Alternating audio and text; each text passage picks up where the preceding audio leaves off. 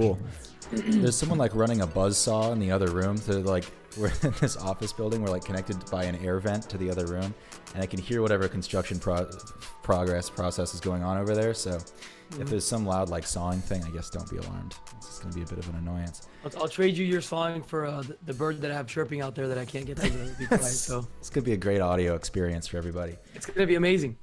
Awesome, man. Well, a bit about this series. We've been doing it on and off for a little bit now, and we're just trying to talk to streamers basically to get some really good advice from your expertise and from everybody else's expertise as streamers, and communicate it across our user base. We've got people who are like really good at working with sponsorships. We've got people who are really good at like, building their own brand and stuff like that. So I wanted to talk to you for a variety of reasons. First of all, you're a full-time streamer, which is rare. Second of all, you're a Twitch streamer, which we don't have a chance to talk to a lot of Twitch streamers lately. And third, you stream a hell of a lot. You do a lot of like IRL and really interesting stuff.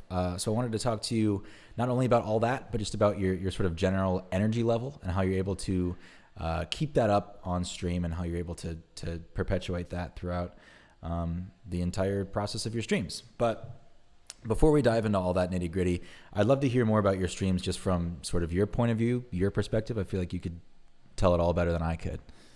Yeah, absolutely.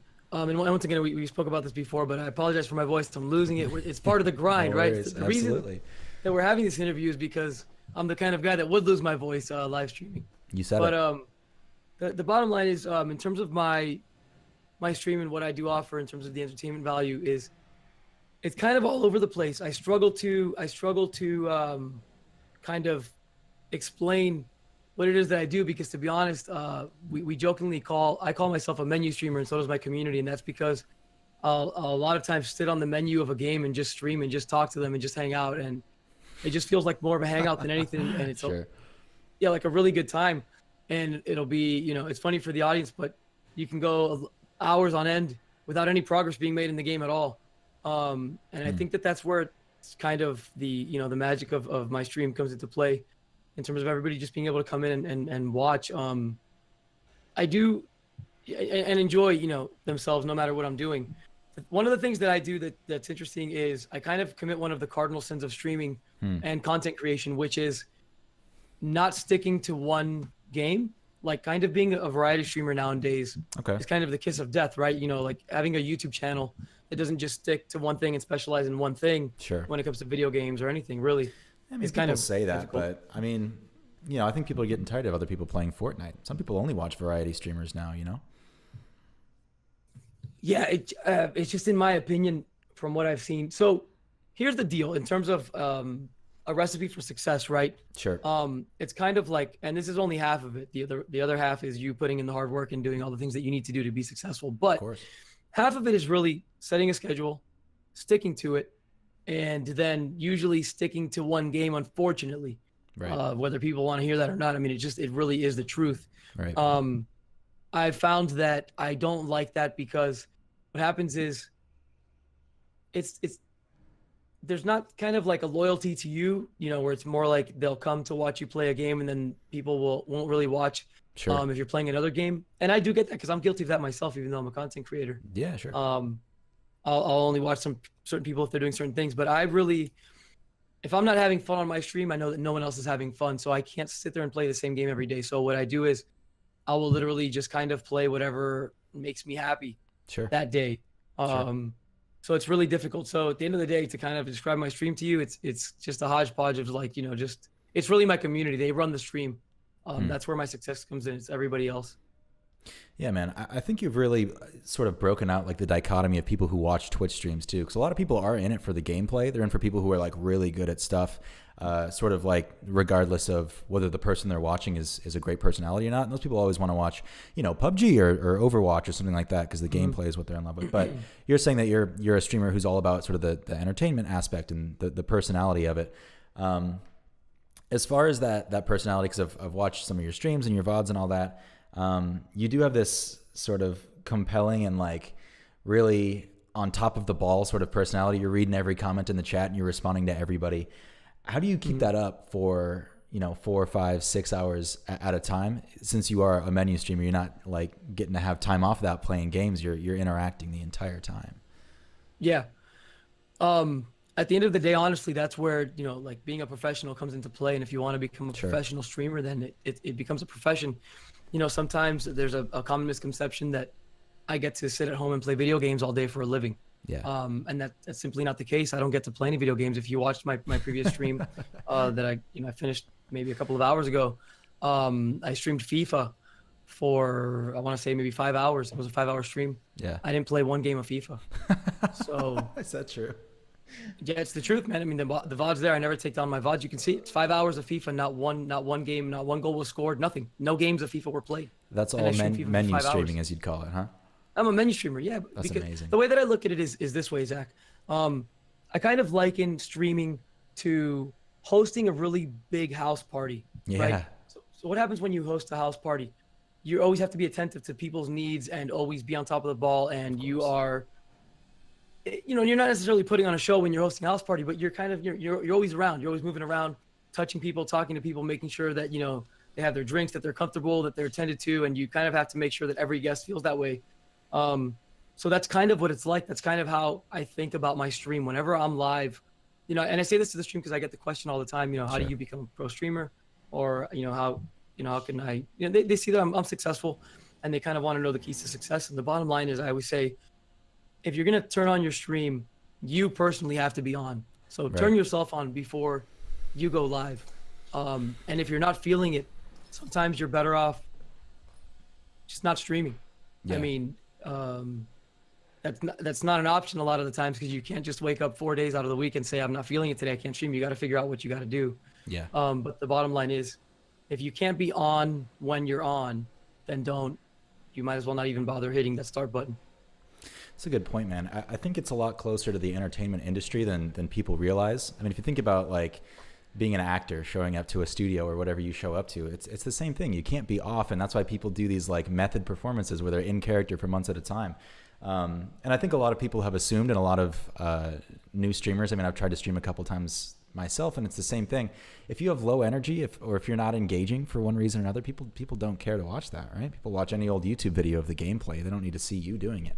So that's a good point, where you need to be on to get people to care, especially in the huge sea of streamers. You got to catch people's attention.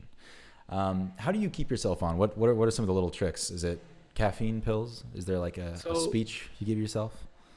Not really, to be honest. Listen, I mean, like every gamer and streamer, all right? I mean, everyone, let's be honest, everybody nowadays is sponsored by G Fuel, right? And Sure. listen, not there yet. Not Put it us. in there. I mean, look, not gonna lie, I have it, right? I have it on hand, it's right there. So Yeah, sure. if you're ever down, it's never a bad pick me up. But I'm not saying that everybody needs to get on G Fuel to stream. Yeah. What I'm saying is, the real for me anyways, and this is something that took me years. I've been a streamer now for 3 years, a full-time streamer Right. for about 7 months. Oh, congrats. Thank you very much. But it took me a long time to figure this out. If you're gonna do a marathon stream, which is what most people are accustomed to on Sure. Twitch or Mixer or any platform, there's only one way to be able to do that, and you're gonna have to kind of come up with your character, your persona. Right. And I think that the easiest way to maintain that character, even if you're finding yourself falling into a low energy kind of spot in your stream, that happens, you know, ebbs and flows. Of course. Just remain true to yourself, because it's so much easier to not have to break character when you're running out of energy if you could just be yourself at all times. And I know that it sounds difficult to kind of say that, because some people aren't comfortable being themselves. Sure. And it took me a long time to be comfortable with being myself on stream. But the day that I broke the mold on stream and realized that I didn't have to kind of put up a front, right? And aggressively go, oh my God, you know, thank you all so much for being here. This is the best. You know, I love you guys. You love me. And I kind of Right. dropped that facade and literally let people see that I'm human. That, you know, that at certain points, I'm sure people can see that there's a character being played, Sure. but they know that it's really just my persona is my on-stream persona is just an exaggeration of my real life character Yeah. and personality. Yeah. So it becomes so much more easier to kind of, when you're running out of energy or whatever, you know, to bring it back for a second and kind of just chill for a little bit, and then you pick it back up really quickly. But yeah, that's kind of what I did to cope and figure out that's how it was going to work out for me. And I think that, to be honest with you, a lot of people, yeah, they kind of don't know where to go when they run out of energy, right? They Yeah. kind of, You just and kind I of struggle check with out. that Yeah, myself. of course. And unless you're going to be one of the like 10% of the streamers that get to stream because of their gameplay, Right. if you're going to be the other 90%, Right. you need to find out what it is that you're going to do on stream to keep people engaged and watching your live stream. And that's why I had a 5-hour stream today where I played FIFA, but I didn't play FIFA. Man, this dude Just must it be is what- like, it sounds like this dude's cutting an entire cabinet in half in the room next to me. I'm so I, sorry. I honestly don't hear a thing, so we're Okay, fine. I mean, that's great. Yeah, I get what you're saying though, because when we first spoke, you were talking about like you had a character that you played and stuff like that, and I was like, you know, I don't know if I understood that, because I think when I think of a character, and most people think of a character, they think of like the Doc, right? You got like a fake Exactly. mustache and like a mullet and stuff on like that, but you're right. It is just an exaggeration of your personality that you've got to perpetuate for like 4 or 5 hours at a time. So you're saying like when that persona runs out of energy, you can recede back to your normal self, and you're not afraid to say things that maybe the character wouldn't say because it's still just yourself. So here's the thing. I don't know, Zach, like, are you big into sports or not really? Like kind of Charles Not Barkley. really. I grew up a swimmer. I had super bad eyes. I couldn't hit the broadside of a barn with a baseball bat. So I was kind of into sports. I'm trying to think of a great analogy that maybe, you know, anybody that's watching would kind of pick up on, but I'm struggling now. Of course, now my age is going to show, but you know, I mean, I'm 32. I'm thinking of like a Howard Stern or It's the end of a long week. Charles Barkley. Yeah. No, there's just some people that can kind of get away with saying anything. Sure. I've realized that if you're just completely brutally honest and yourself at all times and comfortable being yourself, Sure. you can kind of get away with saying anything. Obviously, when you're not, you know, being kind of toxic or offending anybody or going after somebody.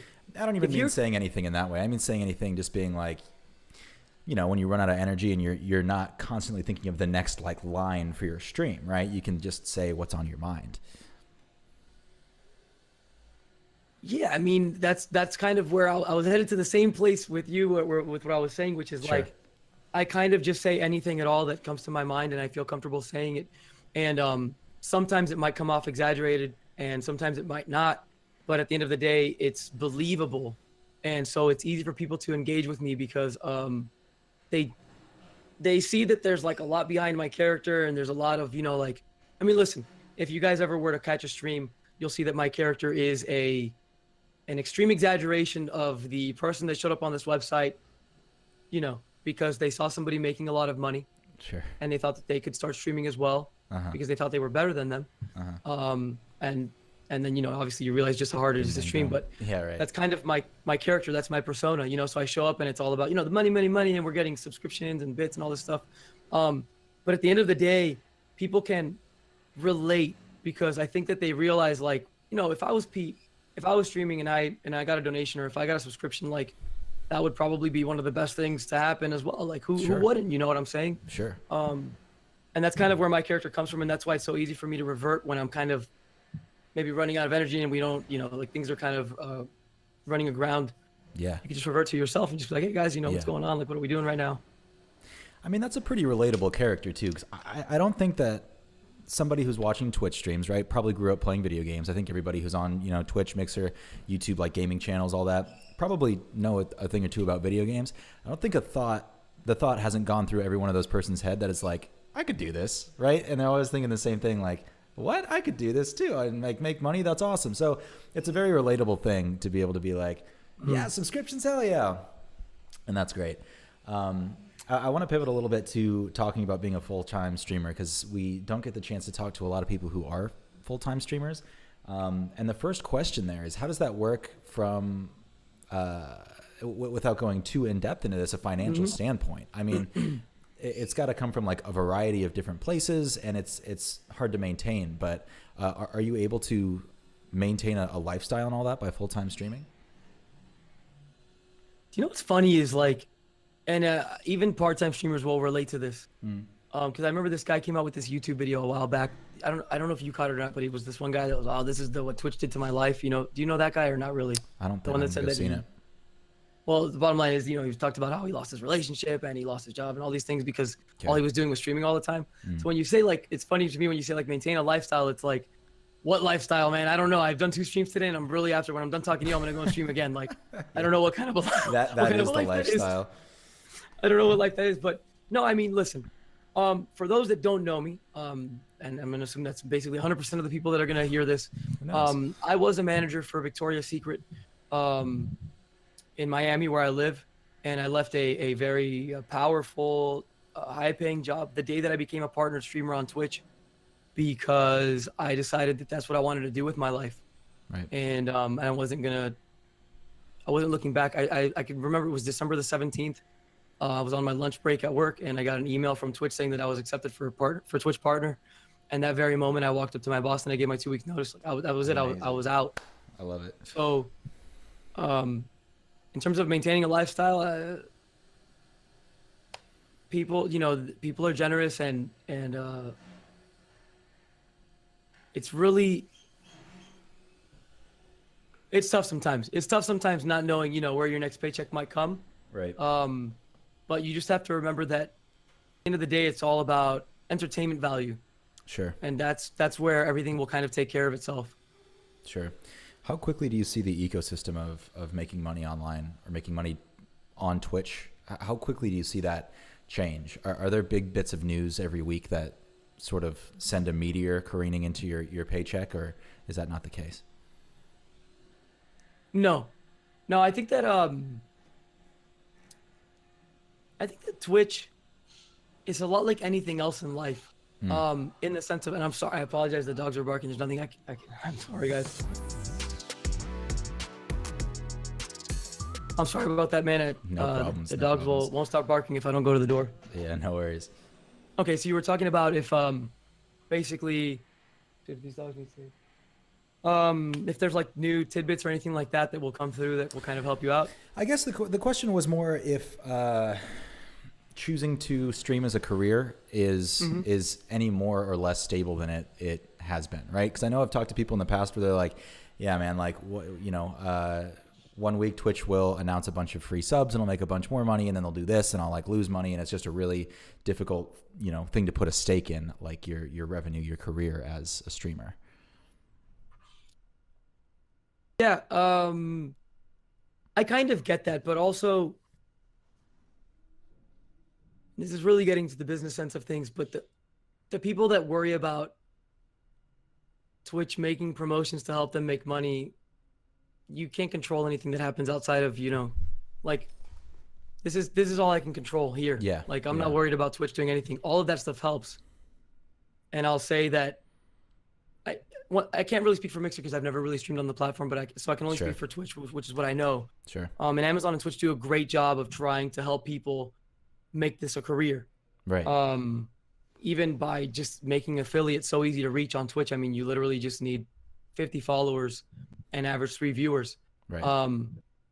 So I think they do a great job of everything that they can to help you make it. But at the end of the day, you kind of just got to help yourself. I mean, I don't wait for anybody to help me in life. In a sense, I'm not worried about what Twitch is doing. Like, Sure.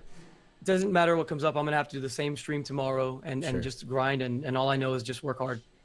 That's great, man. I mean, there's a lot of people, especially you talk to YouTubers and they're like, yeah, I had a career on YouTube and then the adpocalypse happened. I lost everything. But it sounds like from your account that you're able to make it stable based on just maintaining a high quality stream, which is really cool. And it seems like good news for the future of Twitch and streamers as a whole. Just one more question to head towards the end of this. Having to be a sort of high energy performer every single day, maybe 4 or 5 days out of a week, and then locking yourself into that as a career. Do you ever have days where you wish that you would have either kept that job or found a different one in the industry where you don't have to do that every day?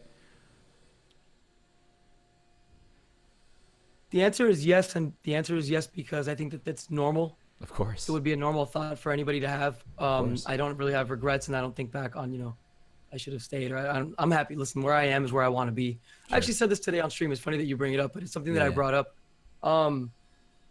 There are some times when you think back and you're like, wow, weeks a year paid vacation. It's pretty awesome. Right. Healthcare benefits, that's pretty awesome. And the pay wasn't bad. Victoria's Secret Limited Brands is a Fortune 500 company. I mean, this is Sure.